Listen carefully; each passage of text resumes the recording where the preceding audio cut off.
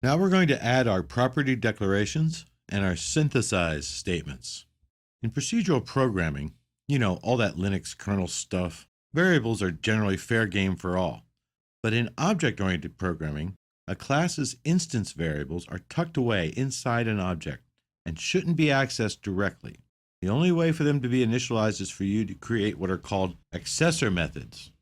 Accessor methods allow the specific instance variable of an object to be read and, if you want, updated.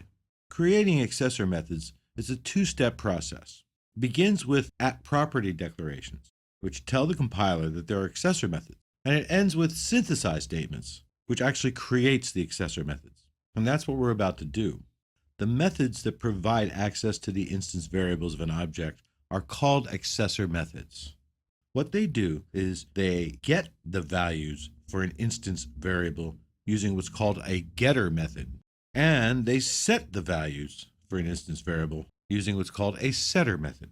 Now you can code those methods yourself, but it can be rather tedious, and this is where properties come in. The Objective-C declared properties feature provides a simple way to declare and implement an object's accessor methods. The compiler can synthesize these accessor methods according to the way you told it to in the property declaration. Objective-C creates the getter and setter methods for you with these declaration and statements, the @property declarations in the interface file, and the synthesize statements in the implementation file. So now we're going to put those in. As you recall, we had a couple of errors in our My World App Delegate file. Here's one. It says that property following words is not found in the main view controller, and property speed is not found in main view controller. And they're the same errors down here. Property following words not found, property speed not found. So we're going to fix these errors by adding the @property and @synthesize statements. We're going to start with the @property declaration, which would go into main view controller.h. Now, as I said before, you need to use a property declaration and a synthesize statement. You also need to declare the instance variable in the interface file first. And we've already done that with following words and speed.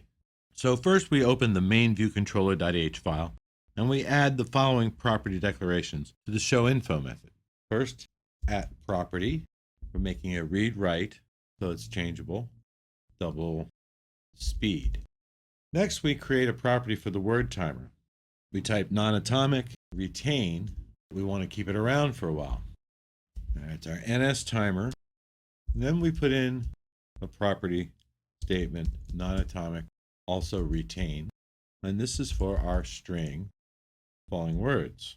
Now in the main view controller.m file, we need to add a few things also. We need to add, first of all, we need to import our constants file that we created before. Constants.h. And that's not all. We want to add our synthesize statements for synthesize speed. Notice that the Xcode editor pretty much knows what we want to do here. Synthesize word timer, because it sees those property declarations in the .header file. And synthesize following words. The synthesize statements for the properties, and of course the import statement for constants.h, are very important here. And we also have to comment out the older block of code that we used to assign the following words and speed values directly. Here we find that code, and all we really need to do is comment it out. So we'll use /* start comment return, and then go below speed and put */, and maybe right above that end comment. As you can see, we have commented out the code that initialized the string as peace on earth and the speed is 10, because we are now handling that in our preferences.